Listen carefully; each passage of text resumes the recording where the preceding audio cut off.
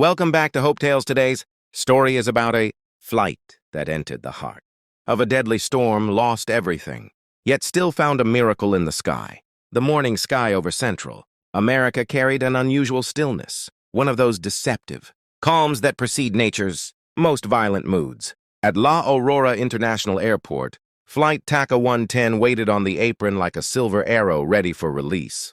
It was supposed to be an ordinary journey, the kind passengers barely remember after landing.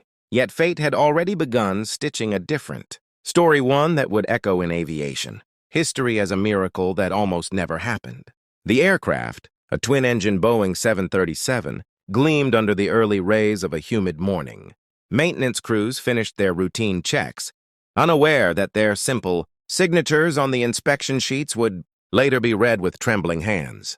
Inside the cabin, passengers stored their bags, settled into seats, and prepared for what they assumed would be a smooth flight. Many glanced out of the windows, admiring the horizon that still looked peaceful. No one sensed the threat quietly, building beyond the distant mountains, an atmospheric trap that would soon engulf them from every direction.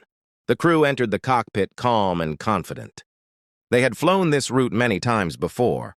They knew the skies, the weather patterns, and the unpredictable nature of tropical storms. Still, nothing in the day's weather forecast hinted at what truly awaited them. Meteorologists later described it as a rapid, violent system and atmospheric ambush that developed too fast for charts, radars, or advisories to capture in time.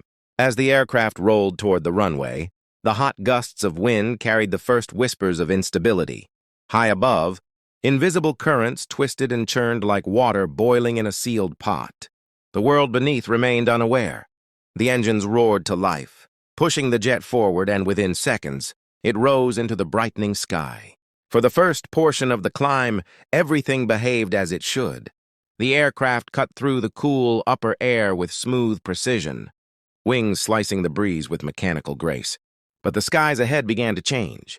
Clouds thickened into tall, dark walls, towering cumulonimbus formations, rising like giant mountains made of vapor and electricity. The edges flickered with flashes of distant lightning.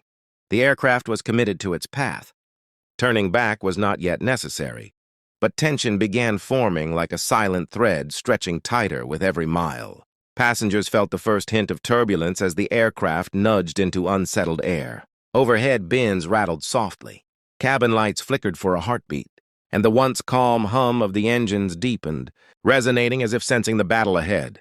The weather radar inside the cockpit began painting a more complex picture, vast energy, moisture, and movement all converging into a storm system that grew more powerful by the minute. The aircraft pressed forward. As it approached the storm's edge, a cold curtain of rain struck the fuselage, thundering across the metal skin like thousands of tiny hammers. Winds shifted directions rapidly, pushing from below, then above, then from the side. Through the cockpit windows, curtains of gray enveloped the view. Lightning cracked across the sky, illuminating the clouds in ghostly white flashes inside the engines. Conditions were changing dangerously fast. Rain and hail began swirling in dense, freezing formations. Turbulence escalated, sharp, unpredictable jolts that made passengers grip their armrests tighter. The cabin shuddered as if the unseen hands of the storm were testing the plane's strength. Up ahead, the heart of the storm waited. The jet plunged deeper into the turbulent expanse. Sheets of rain poured into the engine, intakes at volumes far beyond normal storm conditions. The crew adjusted settings with precision, countering each new gust and vibration with steady discipline. They had faced many storms before, but this one behaved differently. It moved with an intensity that didn't match the radar's early readings. The roar of the engines echoed through the cockpit, powerful but strained. Then came the hail. Massive, solid chunks of ice pelted the aircraft, hammering the fuselage with frightening force. The noise reverberated through the cabin like relentless drumming from an angry sky. Window edges trembled, wings flexed, and the entire aircraft felt as though it had entered a realm where nature played by its own unbending rules. The hail grew heavier. Passengers could feel the rumble in their bones as the aircraft took blow after blow. Ice struck the radome, cracked against the leading edges, and scattered across the windshield. The engines swallowed a torrent of hailstones that no simulation manual or training scenario could fully replicate. And then, nature reached inside the aircraft itself. The engines began to lose their smooth roar. The pitch changed, dipping lower, then lower again. Inside the cockpit, warning lights blinked in sharp, urgent patterns. The storm was stripping the engines of their ability to breathe. Water and hail mixed in volume, so extreme that the turbines struggled to maintain combustion. The aircraft was still thousands of feet above the ground, surrounded by violent clouds, lightning, and rain, when the first engine started failing. A subtle tremor vibrated through the wing. The sound shifted. Then the unimaginable happened. One engine rolled back, losing thrust, slowing, weakening. The aircraft shuddered unevenly. Before the crew could fully process the crisis, hail pounded into the second engine with similar ferocity. Its rhythm faltered. The power dropped again. The aircraft entered a moment no pilot wants to face. The full weight of gravity took notice. The jet was still airborne, but now its fate hung by seconds and decisions. The storm continued roaring around it, a chaotic universe of ice and fury.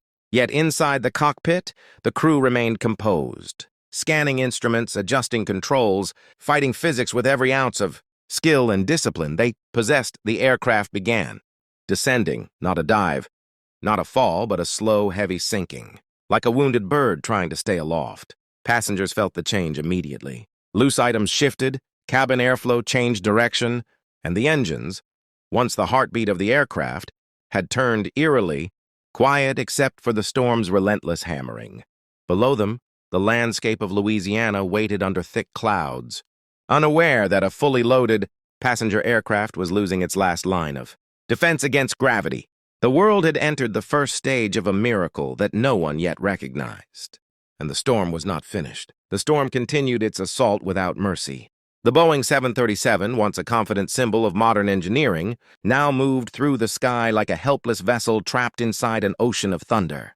With both engines losing power, a heavy stillness began, spreading through the aircraft, an unnatural silence that no passenger plane should ever experience while still in the air. Inside the cockpit, warning lights blinked in urgent rhythms. The storm punished the jet with forces no simulator could truly reproduce. Water density far beyond operational limits, hail thick enough to bury an entire runway, and wind currents that twisted in unpredictable spirals. The engines, starved of stable airflow and overwhelmed by ice and water, struggled to maintain any form of combustion. Then one of them gave up completely.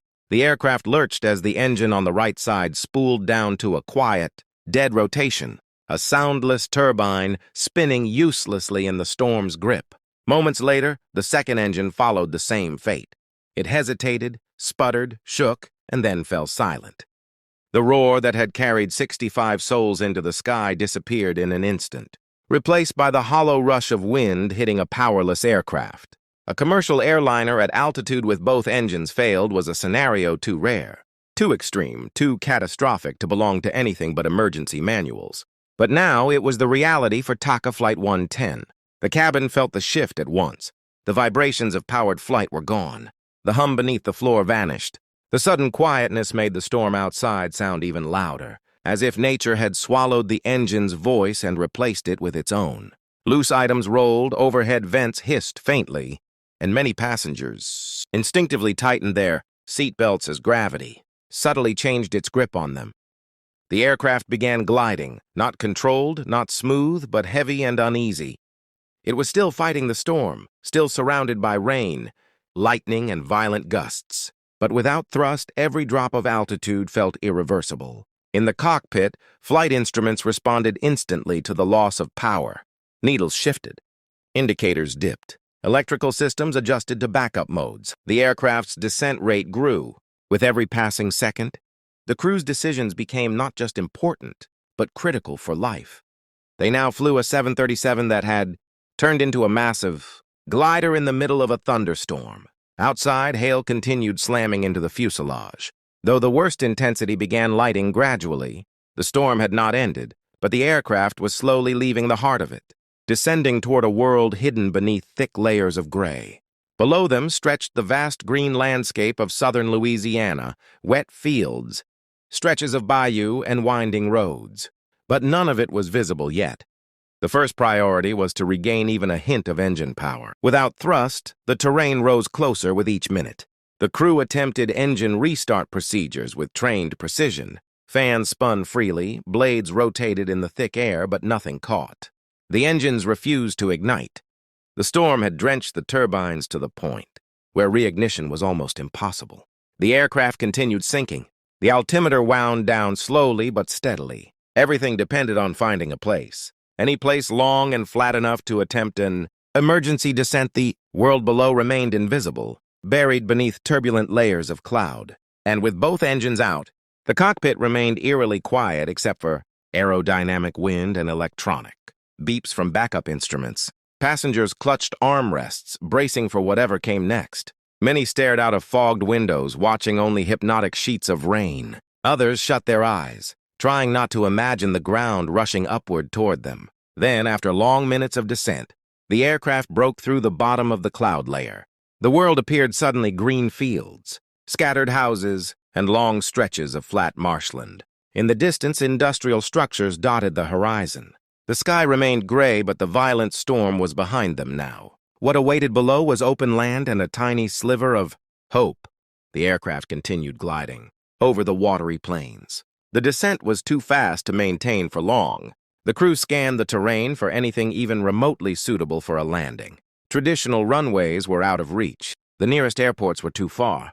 But the land beneath them seemed full of obstacles, trees, power lines, water channels, uneven fields. Every passing second narrowed their chances. The glide path carried them toward the eastern outskirts of New Orleans, where industrial areas offered slightly more open land. The crew surveyed the scenery with sharp precision. Roads were too narrow, water channels too deep, marshes too soft, bridges too dangerous. Their altitude decreased with no time to spare. Then something appeared beneath them, a long, straight stretch of land, flat, hard, uniform. Not a runway, not a highway, not a field. It was an old levee access road, narrower than ideal, but wide enough to attempt the impossible, a place that locals rarely noticed. A strip of earth meant for maintenance vehicles, not aircraft. Yet now it looked like the only hope for 65 lives. The crew prepared the powerless aircraft for the attempt. Flaps moved slowly using leftover hydraulic pressure. The nose pitched gently. Airspeed fluctuated as the aircraft glided lower and lower. Trees passed beneath the wings. Water shimmered on both sides of the levee. The levee road stretched out like a thin lifeline in the landscape. The aircraft descended toward it with every second feeling heavier than the last. The remaining altitude was dangerously low. There was no time for second attempts. No chance for a missed approach. No opportunity to turn back. What lay ahead was their only option. The passengers felt the tilt as the aircraft positioned itself for the final glide. Fear and silence filled the cabin. The storm behind them still growled in the distance. But at this moment, only the ground mattered. The levee approached fast. The aircraft aligned with the narrow pathway. Wings level, nose steady. Down below, small shrubs and patches of gravel rushed upward. The crew braced for the impact. The passengers tightened their grips. The world seemed to pause for a heartbeat. Gravity, steel, and hope all converged in a single instant. The wheels touched the ground with a jarring vibration that shook the entire fuselage. And then, the miracle was just beginning. The first contact with the levee road sent a violent tremor through the entire aircraft, a deep, metallic shudder that rattled every seat rail, every cabinet hinge, every bolt holding the Boeing 737 together. The wheels struck the uneven earth with more force than they were ever designed to endure. A plume of dust erupted beneath them as rubber met packed soil. The impact was harsh, but the aircraft remained upright. The cabin vibrated as the landing gear absorbed the brutal forces of an emergency landing with no engines and almost no hydraulics. For a moment, the wheels bounced, hitting small patches of gravel and hardened mud. The aircraft lurched, then steadied again as gravity took full hold. Every vibration passed through the fuselage like a reminder of how close everything was to collapsing. Inside the cockpit, the crew held the aircraft firm. With no thrust to adjust and minimal hydraulics, every movement depended on physical force, aerodynamic instinct, and a lifetime of training. The narrow levee road rushed beneath them like a thin thread of salvation. But the danger was far from over. The road curved slightly. It was not designed for a jetliner's width. On both sides, steep drop-offs led into swamps and patches of water, glistening under the muted light. The wings stretched far beyond the edges of the levee, leaving almost no room for deviation. Any drift, any misalignment, any shift in wind could send the aircraft veering into the soft earth and flipping catastrophically. The ground roll continued with violent intensity. The wheels bounced again as the road surface shifted. Small rocks launched upward, pinging against the metal belly.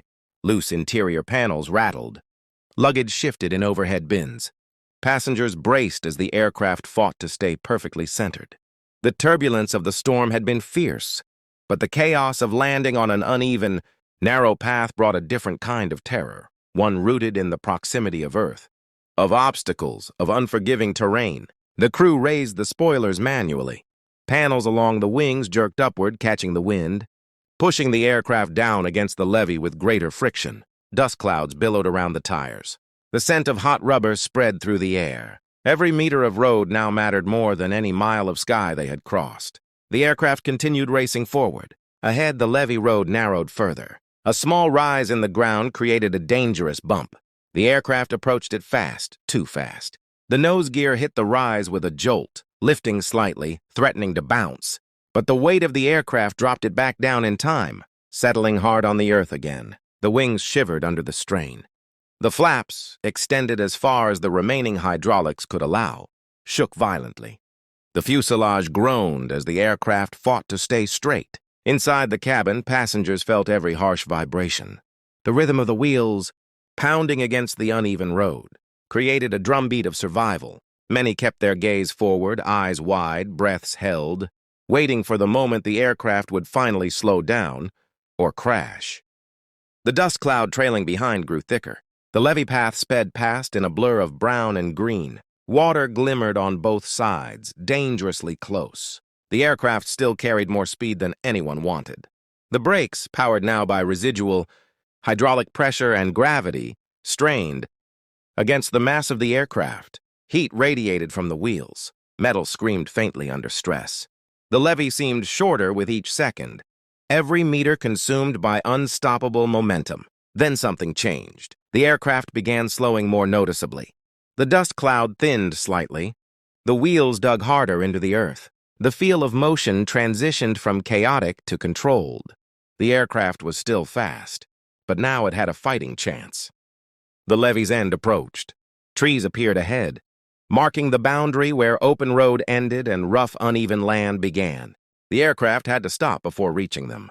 The brakes strained at their limit. The aircraft slowed further, the vibrations less violent now, but still relentless. The passengers felt the shift in motion as momentum drained away. The nose dipped slightly as weight transferred forward. Finally, after hundreds of meters of desperate rolling, the aircraft approached the end of the levee. The speed dropped. The dust settled. The wheels turned slower. The aircraft eased forward until inertia faded into stillness. And then it stopped. The 737 rested at the very end of the levee road. Wheels planted firmly on the earth, wings stretched out over the swampy terrain. Dust drifted around it in a gentle cloud, settling softly on the fuselage and windshield. Inside the cabin, silence filled every corner. No engines, no storm, no movement. Just the quiet of a miracle. But the ordeal was not entirely finished. The aircraft, though safe on the ground, faced new challenges. The smell of overheated brakes lingered in the air. The storm behind them continued rumbling across the sky, drifting slowly east. The lightning that had once threatened their engines now crackled, harmlessly in the distance. But everything around the aircraft remained raw and unstable. The levee road was remote. There were no emergency crews nearby, no fire trucks, no ambulance teams, no airport equipment. The passengers were stranded atop a narrow strip of earth surrounded by wetlands. Yet for the first time since the engines died, hope settled over the aircraft like a warm blanket. People began unbuckling. Eyes looked around the cabin, assessing the surreal reality of what had happened. A commercial airliner, one that had lost both engines in one of the worst storm systems of the region, had not only survived but landed, intact on a narrow levee access road, a feat virtually impossible. Outside, the wet grass around the levee glistened. Small birds flew past, undisturbed. The storm clouds rolled away slowly, revealing a calmer horizon. The world continued moving, unaware that a miracle had unfolded in its midst. Inside, the crew prepared for evacuation. Systems were checked manually. Doors were evaluated. The levee edges were inspected through the windows. There was no runway, no terminal, no pavement. Just nature and the thin strip of land that had saved them. The passengers prepared to step into a world they never expected to see. A world where survival itself felt unreal. As the first cabin door cracked open, fresh air rushed inside, warm, heavy, and peaceful. The smell of wet earth replaced the metallic scent of the storm. The outside world waited calmly. 65 souls were alive, and the miracle of TACA Flight 110 had taken its full form. But soon rescuers would arrive.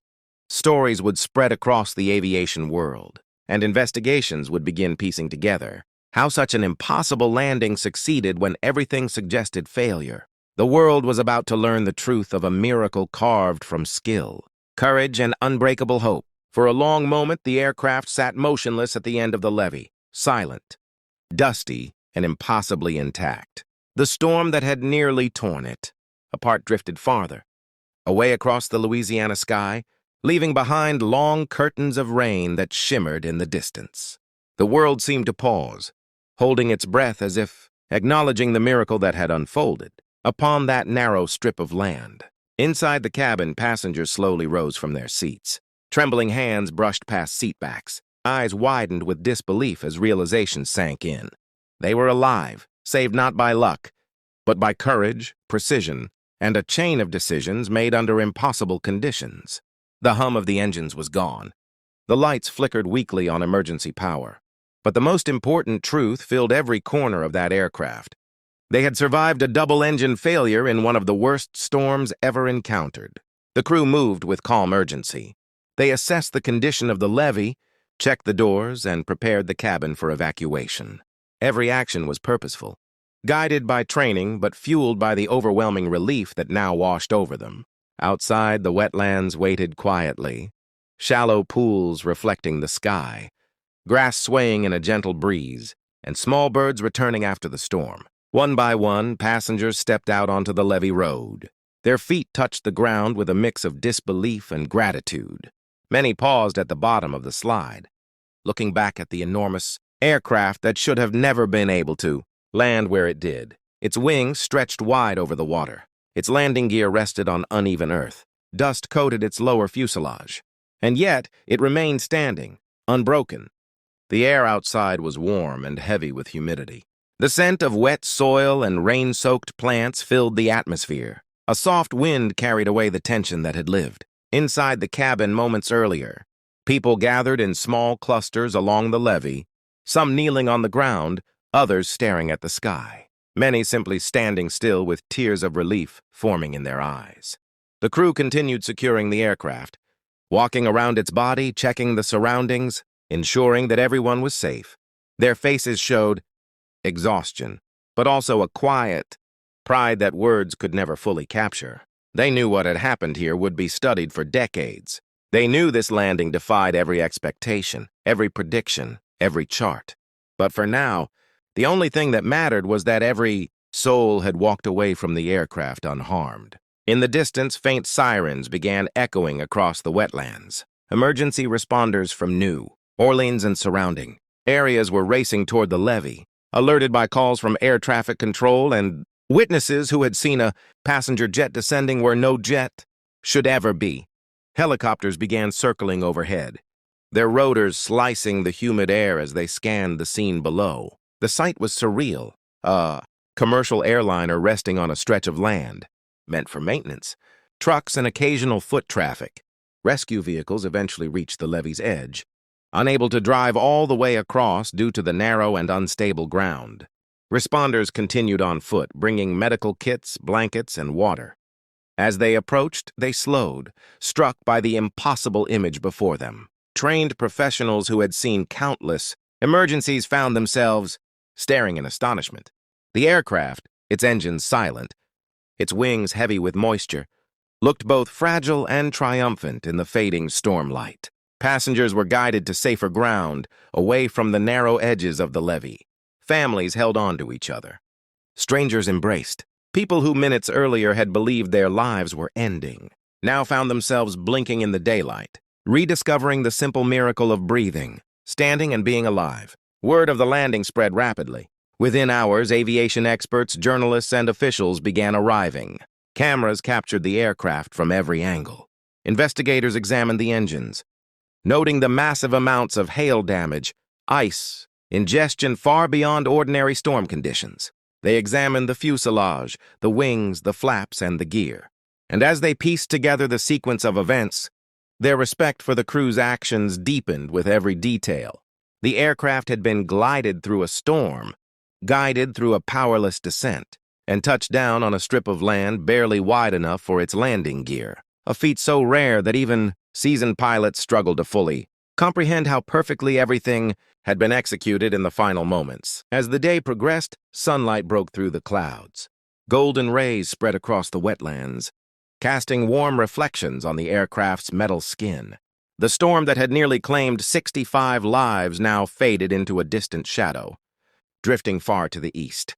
The calm after the chaos felt unreal, like the world itself was honoring the courage shown in those critical minutes. Passengers were transported to nearby shelters and eventually to New Orleans Airport, where medical staff checked each individual. Miraculously, there were no major injuries. Families reunited. Phones rang endlessly. Tears flowed freely, and gratitude echoed from every corner of the terminal. Meanwhile, aviation professionals began referring to the event by a name that would soon travel the world. In the days that followed, pilots across the globe studied the glide path, the descent, and the controls used during the emergency. Training programs added new scenarios inspired by the event. Engineers re-examined storm endurance standards. Meteorologists analyzed the unexpected power of the storm cell, and passengers who had lived the miracle shared their stories with a mix of fear, wonder, and overwhelming appreciation. Yet amid all the analysis and recognition, one truth stood above everything else. Hope had carried them through the darkest sky. Not blind hope, but hope fueled by skill, precision, teamwork, and the unshakable resolve to fight for every second of life. The aircraft remained on the levee for several days, drawing visitors and media crews who came to see the impossible with their own eyes. Eventually, it was lifted and transported for repairs. Its place in aviation history was sealed forever, not as a wreckage, but as a survivor. As the sun set over the Louisiana wetlands, the quiet levee returned to its ordinary stillness. Birds settled into the reeds. Water rippled gently against the earth. And the sky, calm, open, limitless, reflected the same truth that the passengers of TACA 110 would carry for the rest of their lives. Even when everything fails, even when the storm seems final, even when the world goes silent, hope can still land you safely.